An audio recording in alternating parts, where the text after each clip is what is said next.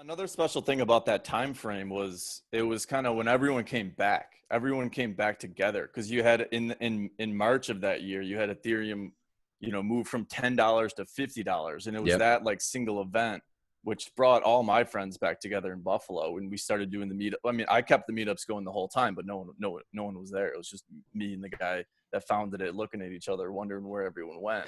And then the Yep. move from $10 to $50 brought everyone back together, and all of a sudden the excitement's back.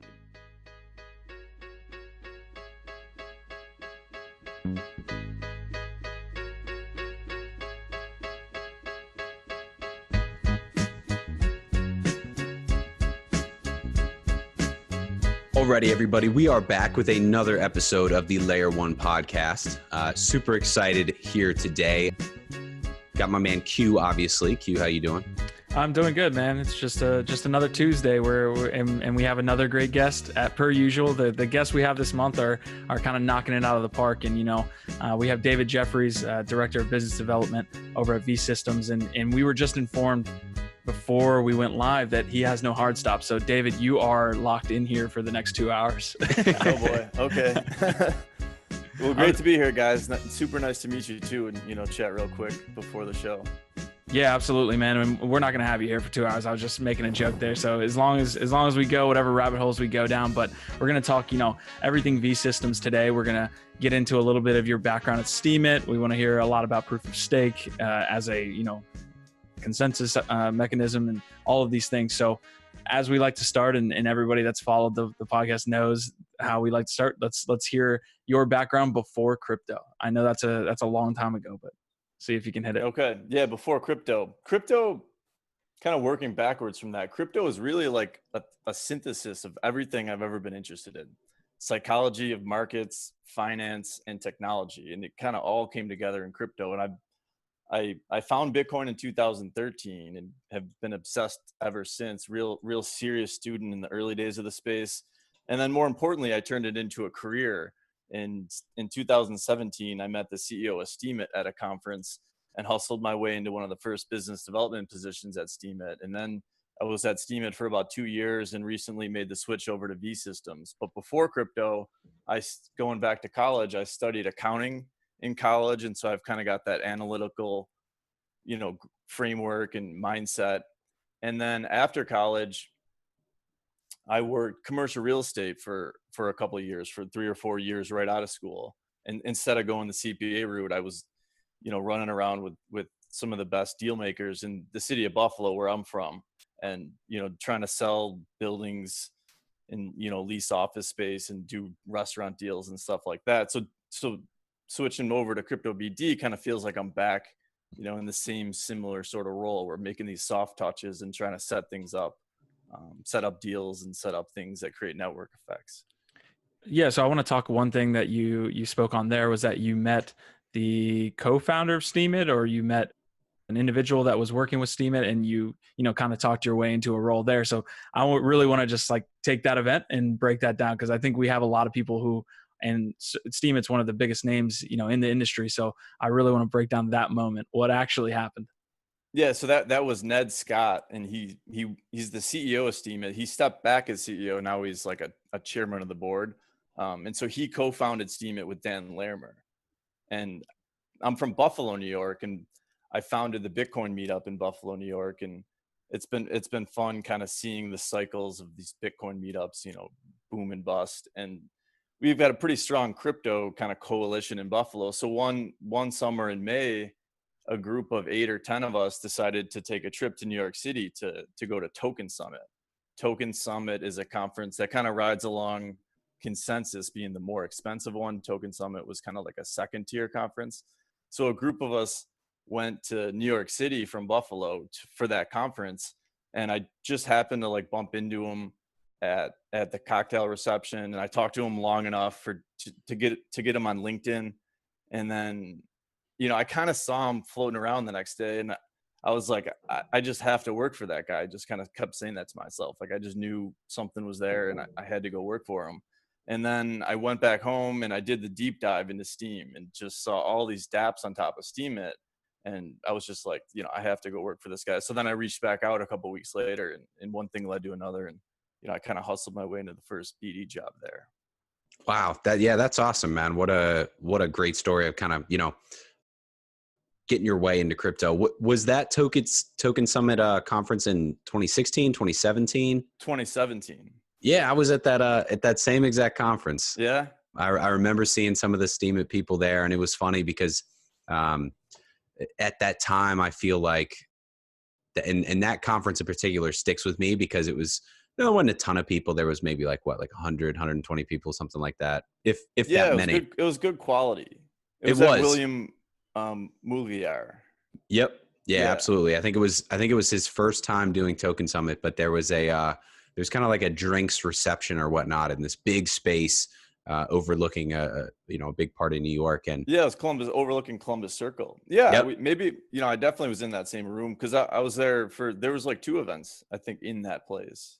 Yeah, I think so. In that cocktail reception area. Yeah, and that's funny. It's wild, man. I know they were trying to do like a wine tasting and all this stuff, and the biggest thing I remember from that was that you had this really interesting dynamic between people who were very clearly what I would call crypto people, right? We were wearing hoodies, jeans, whatever, and then you had, on the other side of the coin, very clearly finance people, right? These were, kind of your Wall Street guys or your money guys who were all in suits. And it was almost like, the high school prom where on one side you have like the girls, one side you have the guys. But in this case, you had like the crypto guys who kind of had ideas for things and had startups. And then you had the money guys, and both were kind of trying to network and, get something from the other person. So, that's always a conference that I remember. It was like that first time really seeing like, oh, wow, there's going to be some serious money coming into the space here over the next 2, 3, 4, onward. Another special thing about that time frame was it was kind of when everyone came back together, because you had in March of that year, you had Ethereum, move from $10 to $50, and it was that like single event, which brought all my friends back together in Buffalo, and we started doing the meetup. I mean, I kept the meetups going the whole time, but no one was there. It was just me and the guy that founded it, looking at each other, wondering where everyone went. And then the move from $10 to $50 brought everyone back together, and all of a sudden the excitement's back and people are taking trips and doing stuff like that again. And that's when Ethereum, I remember waiting in the airport and Ethereum like hit $215 that day when we were flying out to New York. Yeah, it was a magical time for sure, man. So, we've crossed paths yet again, but very cool. So, real quick before we get into VSystems, which obviously, we're going to go through and talk about quite a bit. What was the time at Steemit like? Obviously, like Q said, it's been really a brand name in the space, especially when it comes to social media. Before the podcast, we were talking about a new social media podcast that you're starting with a friend of yours. So, just give us some insight, right? What was kind of the culture at Steemit like? What was your day-to-day there? And are you still following Steemit? Yeah, I took a step back for 5-6 months after leaving the company. My job at the company changed from traditional BD in the industry, and then they made a lot of cutbacks. They did a 70% round of layoffs, which I survived, but my job completely changed to advertising sales. And so I kind of hung in there and did the ad sales as long as I could, 6 or 7 months, but it was pretty much a dead end. So it was really sad to have to leave the company, because it's all I did for 2 years was just Steemit, and it was my whole world. And my day-to-day was I handled like the exchange relationships, and then I did a lot of developer outreach support. And so I helped run the deal to get Steem listed on Binance and Bithumb and Huobi. And then I would pitch Steem to all the exchanges in the industry. And I'm kind of doing the same, very similar kind of work for VSystems now. So instead of like getting to people, I'm just reintroducing a new project to people that I already know. So I pitched Steem to over 100 exchanges, and I'm real diligent about who I talk to and trying to keep strong relationships. So now I'm just kind of cycling back through and reaching out to the same people essentially on behalf of VSystems. And then the other half of the job was developer outreach support, is what I called it. A lot of projects would reach out to Steemit, want to talk to the CEO, want to pitch them, their DApp, or I want to talk to Dan. Shopping for a blockchain. What's that? I want to talk to Dan. Get me in front of Dan. Yeah, Larimer. Yeah. Were they asking like, "Hey, I want to speak with Dan Larimer"? Is that what you were getting at? Yeah. Well, actually, I came in about the same month that Dan left, and so I met Ned in May, and then in June, July, Ned and I made a deal where I built the steemitshop.com because he wanted someone to sell swag and t-shirts and like coffee mugs. And that's how I got like a Steemit email address and in the company Slack before it was like an official company with HR and stuff like that. Mm. And so that was kind of the path. But so it was interesting. Dan had moved on to EOS like right as I started kind of making my inroads to Steemit. Yeah, you pretty much what you were speaking about there, and the professionalism that you were showing at Steemit and what you were actually doing in your job titles, kind of like bootstrapping this network, right? Like trying to figure out how can we do all the things necessary so that we can get to where we want to be. And it's interesting because we had a question later on that we were going to talk to about VSystems and how you do that, but you brought it up right now, so I'll just ask you now, like. In your recent interview, you talked about this process as kind of the crypto game, right? Like you got to play the crypto Yeah. game. I don't know if you remember that, but Yep, can you yep. break down that crypto game and then tell me, other than VSystems and Steemit, where you were trying to implement this or play this crypto game, what other networks have you seen that are doing this bootstrapping correctly? Because I feel like there's so many different protocols, so many different networks, and it's kind of like a fight to the top. And yeah, so my question would be, break that down, that crypto game, and then also what other networks are doing this correctly. So Steemit was kind of like a unique case because they had like just tremendous UI and all these dApps on top of the network. But if you kind of step back from that, you pretty much have all these blockchains competing with each other on just a pure infrastructure level. And so the crypto game is just, are you doing the right things? Are you laying the right infrastructure to one day create network effects with developers and users and investors and exchanges? And now we're seeing things like crypto lending, kind of be like maybe the next driving catalyst with this 8%, crypto compounding yield. And so really the crypto game is just, that kind of industry relationship building and, laying the ground for what could come when hopefully developers and, dApp projects move or migrate to whatever chain is the hottest or whatever chain seems to like be doing the best. Do you have any ones right now that are doing? Do you look outside what you're doing, and you got your head down? Are there any networks doing this correctly that you can kind of see? I'm I'm always kind of learning about new projects. Ravencoin has been the one that I've looked at. Not I've looked at it a little bit because I went to World CryptoCon in Las Vegas, and they seem to kind of be doing the right things. With not the company doesn't touch the token. It They've got a lot of community support. We've kind of went head to head with Ravencoin VSystems on some community votes, and they beat us on some of the community voting for like to get on exchanges. And so I've just been trying to pay attention to that, but there's too much and there's not enough time. So most of my time is spent on VSystems and the VSystems ecosystem and kind of outreach and building relationships on behalf of VSystems. Sure. Yeah. Well, let's get right to that, right? VSystems launched 2018, I believe it was. You guys are, when it comes to a proof of stake or hybrid proof of stake project, a newer one, right? So I would imagine a lot of our listeners maybe haven't heard of VSystems or just kind of heard the name in conversation here or there, but maybe don't know the real competitive advantage that VSystems has over other hybrid proof of stake networks. So if you could kind of break down how VSystems got started and really what the big pitch is to developers and users and investors. Sure. Yeah, it's been fascinating learning more about this project. It starts with in 2016, Sonny King, who is a legendary blockchain developer. He invented the proof of stake consensus mechanism when he implemented that in Peercoin in 2012.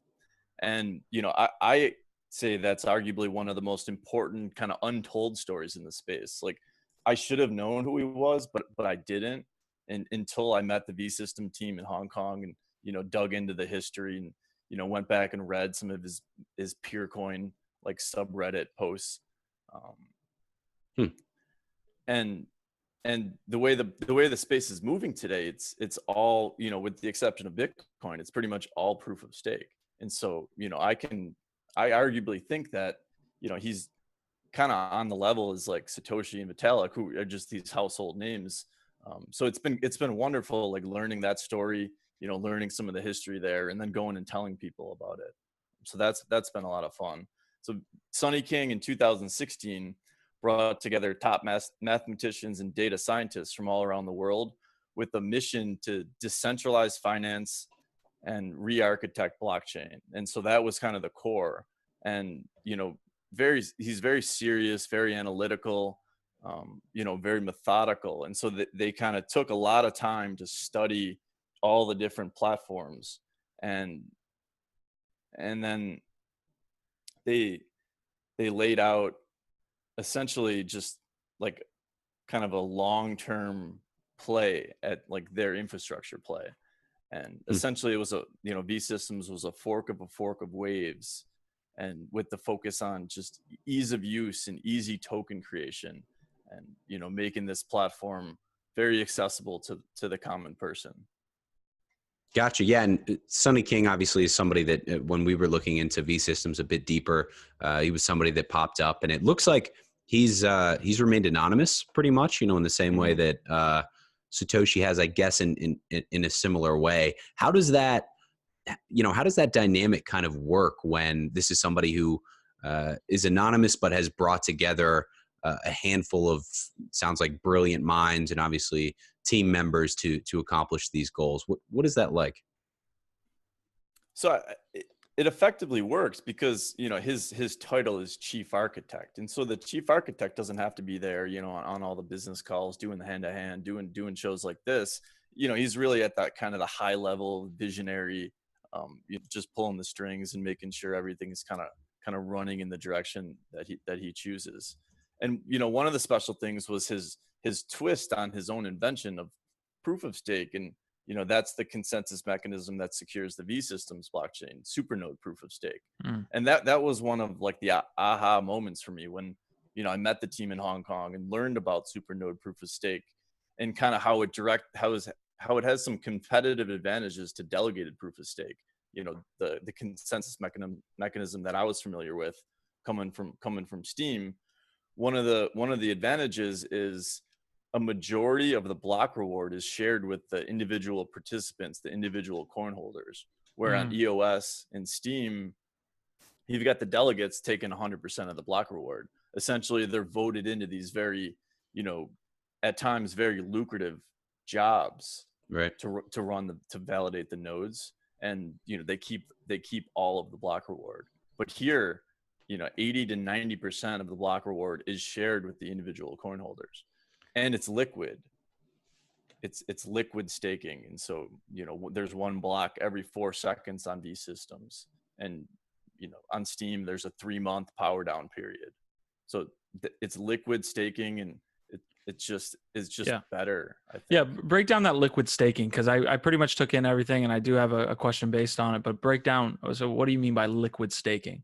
Like you can unstake immediately and receive the tokens? Yeah. So you can unstake immediately. The way that VSystems works is there's 15 supernodes right now, and they process blocks in fixed slots.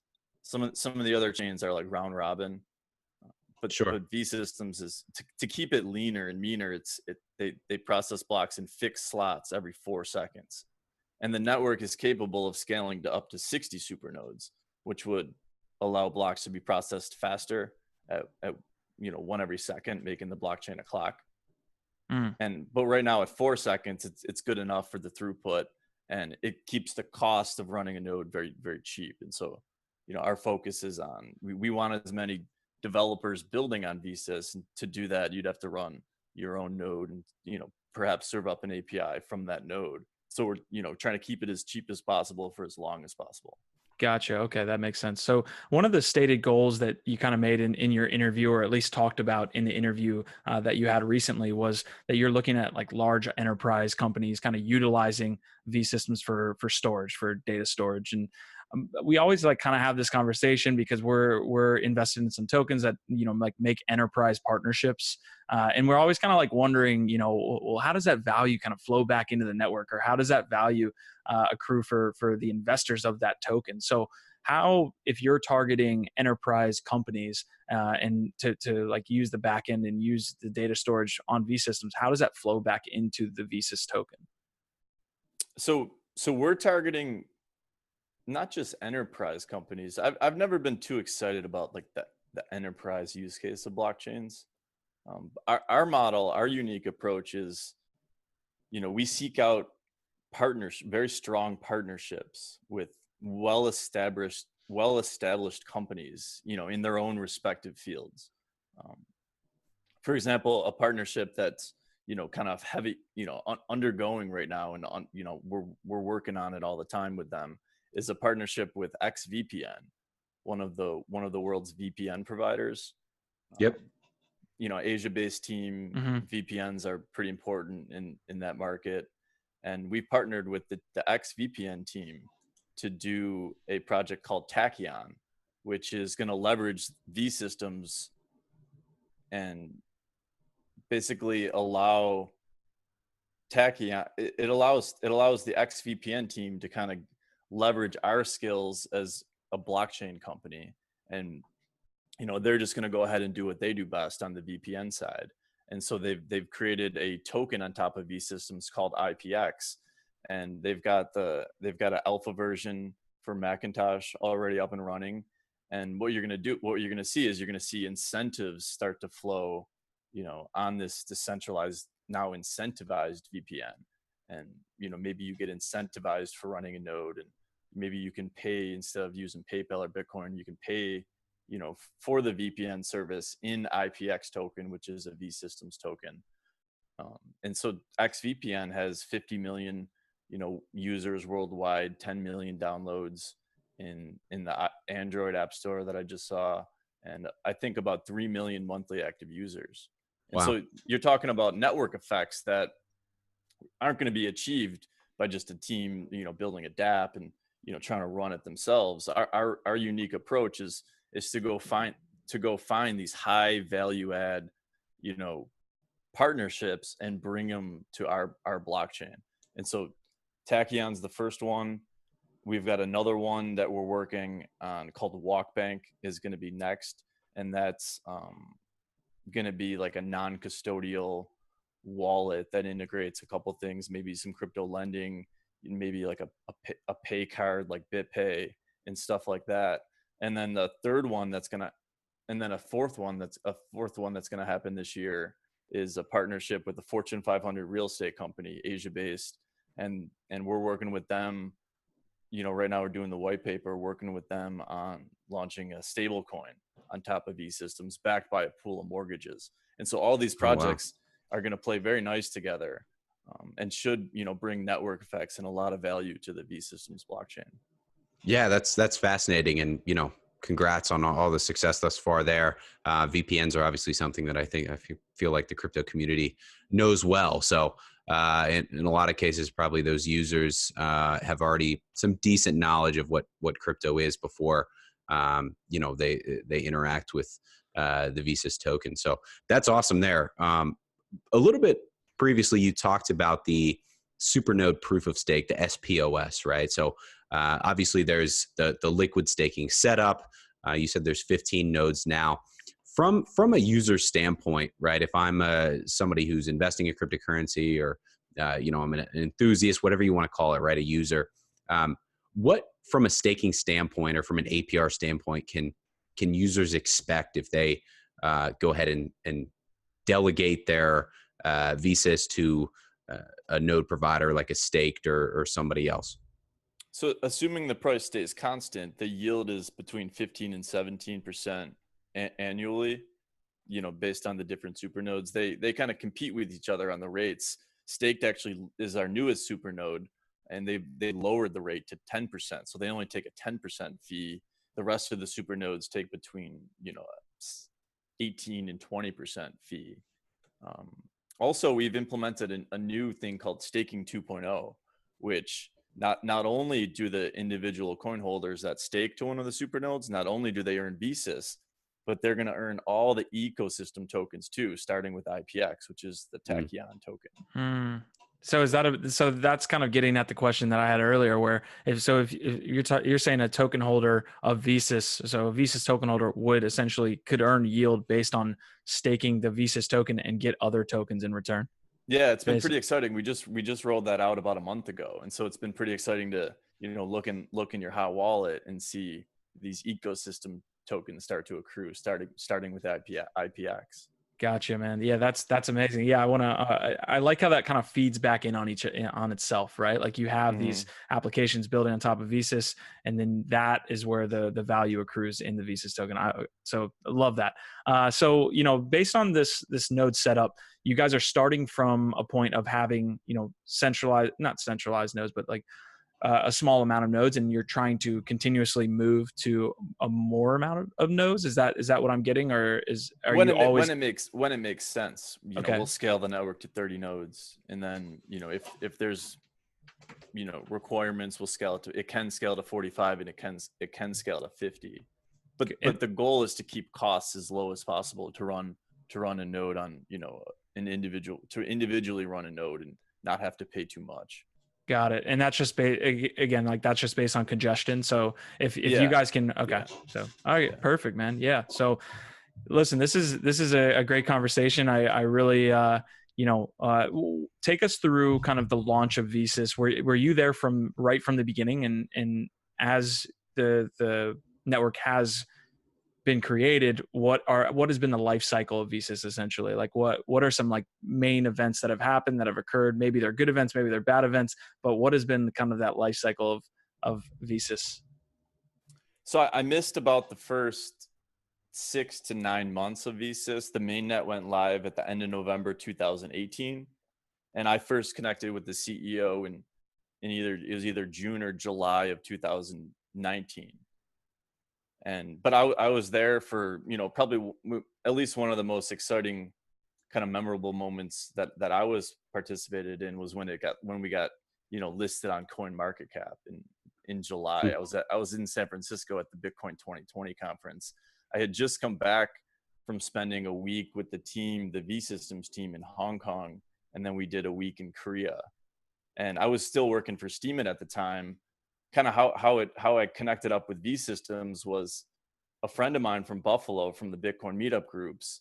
He's pretty connected in the crypto community. He's floated around and done a lot of graphic design work for different projects. And he got recommended to the CEO for like a global relations kind of business development job. And he hadn't done much international travel. And he kind of reached out to me because I've been to Korea 4 times, a couple trips with Steemit. I've done some of this. So he reached out and said, hey, like, do you want to talk to the CEO? Maybe you can come with me. And so I hopped on a call with the CEO. It went pretty good. The CEO was kind enough to invite us, to come along with our friend. And another guy actually came on the call too, came on the trip too, a developer friend from Buffalo. And so you got the 3 of us, on 36 hours notice, just flew to Hong Kong to meet the VSystems team. And then we all came back with jobs. We're kind of like the upstart North America team. We've got, I handle the business development, and my friend does a lot of the design work. And then he's my technical associate, is, on a lot of developer outreach calls if we need them. So Buffalo's really putting out talent, man. Yeah. Go ahead, Mike. No, that's awesome, man. That's a great story. I think there's a lot of people who are super interested in crypto and, obviously hold crypto or whatnot, and they're probably have another full-time job somewhere else and they're trying to get in. So, be patient out there, right? There's always new opportunities popping up in crypto. That's a perfect example, right? Is that just, you educate yourself, you stay passionate, you kind of stay in the loop, go to the meetups, right? And things just kind of, tend to present themselves that way. So final question here before I want to ask you a little bit just about proof of stake networks in general. But, obviously, like you said, it's a handful of you guys from Buffalo, obviously American, more of a Western culture with, the rest of the team who's based in Hong Kong, who, I'm assuming is, from more of an Eastern culture. How does that dynamic work, right? Are you guys up late nights? Are they up early mornings? What's it like kind of trying to launch this decentralized cryptocurrency network where two teams are in different locations and from different backgrounds and all this stuff? It's tough, and that's a good question. It's tough. We're learning as we go. Like I try to bring as much value to the team as possible, and I try different things. I think staying up for me being on East Coast time, staying up late and like kind of catching them in their morning is good. But sometimes like getting to this, talking to the CEO, like sometimes early morning my time, late night is for him it seems to be best. Mm. Trying to have consistency, and we try to have one call with the team every week, and that's real important. And then we've got, kind of most importantly, we've got one of our senior managers in Europe, and so he sort of acts as the bridge. But with the remote work, I travel a lot. Right now I'm in Strasbourg, France, visiting some blockchain developer friends from the Steam days. And so, whenever I travel somewhere, I try to take advantage of that time zone and, go through my Rolodex and see who I can connect with that week, being on that time zone. So I just always learning as I'm going, I guess. Yeah, that's fascinating, man, and sounds awesome. As someone who loves to travel myself as well, I can imagine that's a lot of fun. You're drinking wine and eating cheese in France one week, and the next week you're in San Fran or LA on the beach, right? So it's it's not all hard work. It sounds like some fun there as well in the travel. But like I said, talking about proof of stake networks in general, it really seemed that in 2018, and especially 2019, it was kind of the full emergence of proof of stake. Basically, and to your point earlier, every new project that is coming out that has any sort of significant funding behind it, that is a layer one protocol, are using proof of stake or some, especially now, hybrid proof of stake model where they're iterating off of a previous layer one project and kind of adding their own twist based on maybe what their goals are, or some existing problems in other hybrid proof of stake models. But one of the major issues we're starting to see now, I think, is that with so many different proof of stake projects out there, it's becoming very difficult for projects to differentiate themselves. And with what I would consider still a pretty small ecosystem and overall kind of community within crypto, we're really starting to see these proof of stake node networks being run by a lot of the projects themselves, right? The foundations themselves. So they're kind of trying to float the boat while, as you said earlier, they kind of put up this net for all of the potential users that are going to come, and all of the potential developers and activity and usage that's going to come. So understanding that it's starting to really get saturated, at least in my opinion, where do you see proof of stake going in the future? Do you think some networks will kind of fall by the wayside in the same way the ICOs of past did, or do you think there potentially is enough room for all these different proof of stake networks with all their different components and all their different goals? I think there's going to be millions of blockchains. Kind of the meta, the high level vision is I think there's going to be millions of blockchains, and every 2-person team is going to have their own blockchain, and blockchain interoperability is going to be key, and that's kind of what I'm looking out for. With your analysis there of like the kind of the pitfalls of proof of stake and the the centralization, or the concentration of early coins in a small amount of hands. Right. I don't necessarily see that as a huge downside, because effectively consensus is achieved. But what I do see is I see kind of a danger of killing the network before, or killing any upside before it even starts, because you've got too much concentration of coin. Network effects are going to have a hard time getting started and aren't going to be achieved. That's kind of one of the lessons that I learned from Steemit, is you had so much of the coin in just a small amount of hands, and maybe it would be a different story, because Steemit had this incredible, one of the earlier questions was like the experience at Steemit, and Steemit had this incredible rise and fall where as the market cap was approaching $2 billion, we cracked, the top 900 websites in the world for a brief moment in time. It was the top 300 website in all of Korea, and they were just crazy about it. And then you had this big kind of bust, and the project, went from almost $2 billion to like a 60, 70 million, $80 million market cap now.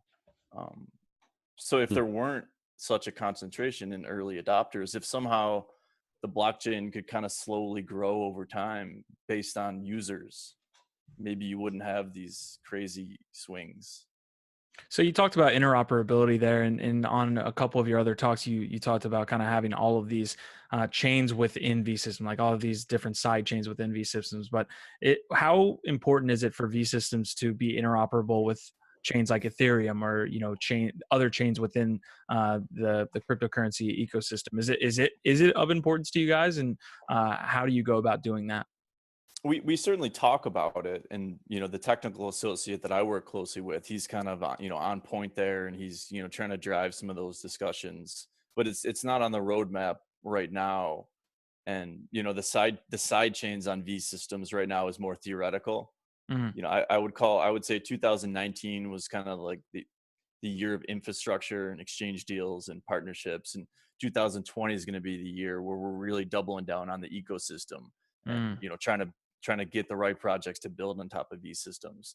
And then then we kind of move our attention to making VSystems like the platform of choice for dApp developers to build on without without us approaching them. They like everyone's building on Ethereum, the goal is everyone, if we build it right and do the right things, people would just hop over to VSystems because of the clear advantages.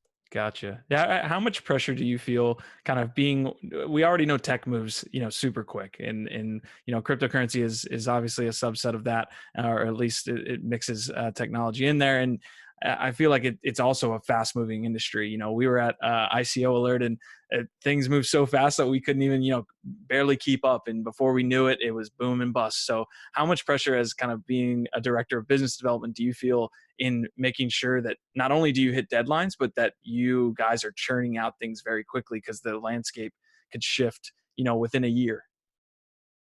These bear markets for me are the most exciting time, because it's when you can have just the best. It's when you can have real conversations and make real connections and plant your seeds, that you can hopefully harvest when the good times come again.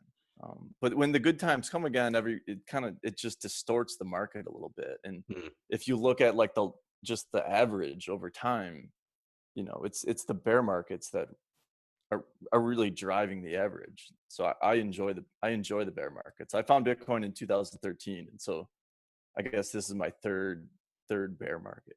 Yeah. Yeah, that sounds about right. And you're exactly right. I mean, in those bear markets, it's everybody's willing to respond to an email or take a phone call, versus in the bull markets. That's a great way to put it, right? Kind of harvesting those seeds that have hopefully been planted correctly, right? Building that big net to hopefully bring in more users, bring in more investments, bring in more partnerships, whatever the case may be, when that more bullish time zone occurs. So you also talked a little bit there about incentivizing dApps or incentivizing developers to build on VSystems. What are some of the things that VSystems is doing? Is there a fund for developers in order to get them some money up front so that they can maybe quit a full-time job and build? Is obviously the flexible and modular design that VSystems has is a big key. But overall, what do you guys see as your biggest advantage in bringing over some of those developers or dApps? Really, just the core, like the current partnerships, like XVPN, for example. Those come from the core team, the early investors in VSystems and their connections, and our CEO and his connections, largely Asia based. I'm personally trying to bring other projects to VSystems. It's not as it's challenging you gotta, it's a long sales cycle. You kind of introduce them and stay in touch and see where they're at. And I call the I call the projects shopping for a blockchain. And Hmm. I think that projects, will perpetually shop for a blockchain. And, if they're building on something now, maybe they switch for different reasons later. Um, and we do have a fund in the works called Bid Angel. And, right now we're trying to find some investors to seed that fund. And then we'll use that fund as like grants or even investments in projects to build on top of VSystems. So really just, kind of all of the above. Yeah, how does interoperability kind of take away what you're talking about, where those dApps are going to be searching for chains now? When interoperability comes into play, doesn't that pretty much cancel that out? Like if you can build on Cosmos but connect to Bitcoin, or build on EOS and connect to Ethereum, does it really matter what I'm building on at that point? Yes, that's kind of our, side chains on VSystems goal is a Cosmos kind of direct competitor Mm. where everyone's spinning up their own blockchain. Mm. And so we'll see what direction it goes in. Coming from Steem, Steem was a choice for a lot of dApp developers, more so than any other blockchain, because that they had these easy JavaScript APIs where you could just build your own interface on Steem in a couple minutes Right. if you knew JavaScript. The industry seems to be thinking that everyone's going to spin up their own sidechain. So we'll just have to see where it goes and where developers are more comfortable. Yeah, for sure. It's a constant kind of evolution. Like I said earlier in the podcast, it seems like every week there's a brand new network that comes out kind of with its own niche. Or we just had a podcast with Dapper Labs, who is the team behind the Flow network, who they've kind of taken a different route and are hyper focused on, say, blockchain gaming, for example, and kind of the necessary components that come with making a blockchain for that, versus just developing something that theoretically kind of works for every dApp or works for every developer, regardless of that category. So yeah, it's constantly evolving. So many kind of existing and planned launches for new proof of stake, especially in 2020. So talking a little bit about the launch and kind of the token breakdown. And not to grill you here or anything, but one issue that you brought up, or potential pitfall of proof of stake networks, is that if you have too many tokens in the hands of few, it starts to become an issue where those potential gains are never realized, essentially, or that upside is never realized. But VSystems has about 21% with the team, and almost 36% with what you would call OG investors. So, what's kind of the breakdown there? Are there vesting periods? Who are these OG investors? And, do you see an issue with that with VSystems? I think we'll just have to see, as far as the distribution, the team's distribution is allocated over time, based on certain time frames and benchmarks and stuff like that. So that's, kind of fair. I believe it's pretty well documented. I don't have much insight into those OG investors, but I know that they were definitely important, to give VSystems the chance to breathe and to grow and to hire guys like myself and the rest of the North American team and everyone that's kind of working on the project. So definitely necessary. I guess finding that right balance is just more art than science, and everyone is really learning as they go.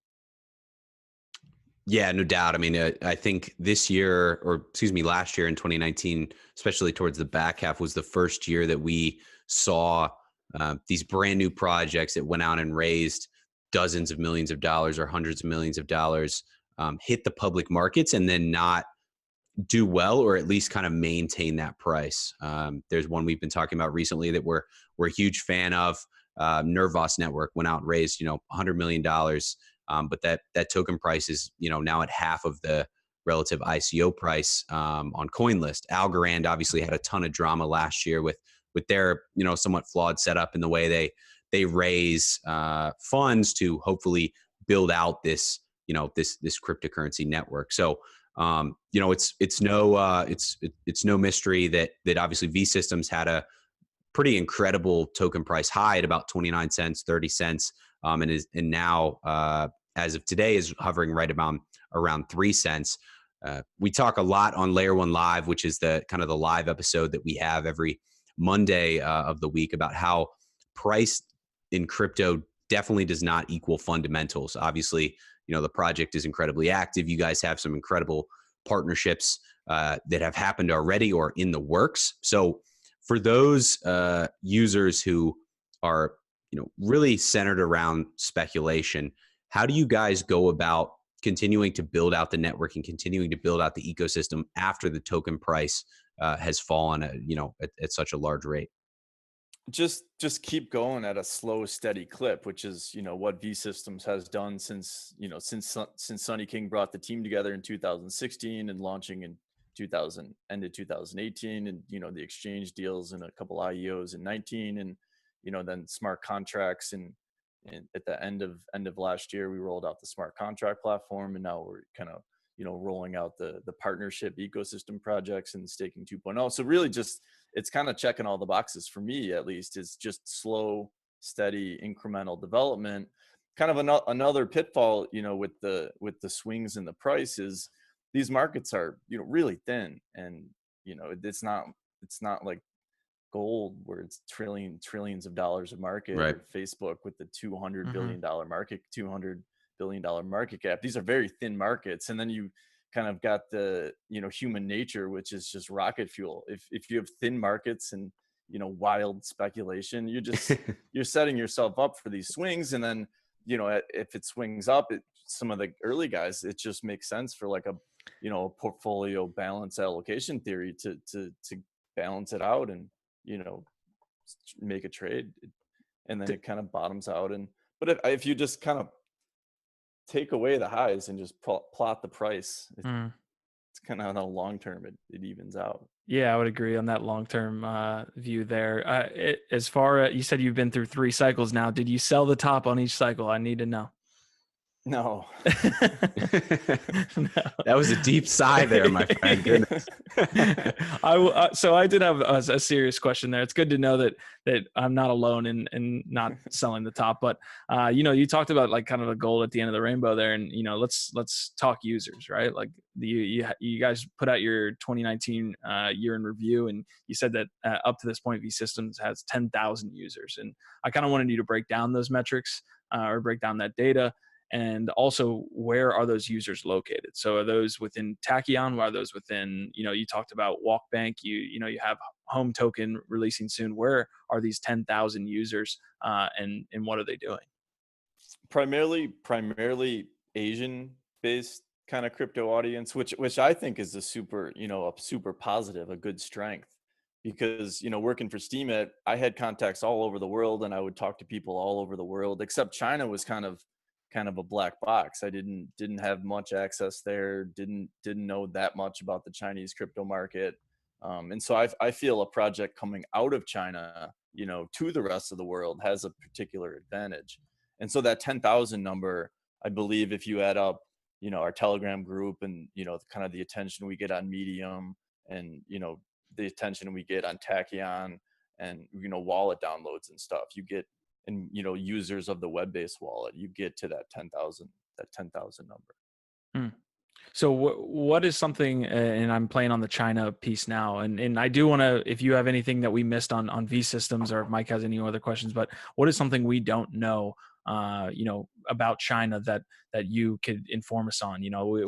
The black box that you just mentioned is kind of often how me and Mike feel. We haven't been, we have connections over there, and we've slowly been building up relationships in Hong Kong, Beijing, guys that are over there, but we just have that same feeling. So what is something maybe we don't know that we don't know? I'm still trying to figure it out too, but it seems rather insular. It's very tight knit. Maybe that's a cultural thing. I'm not quite sure, but all the Chinese projects know everyone else, and they support everyone else.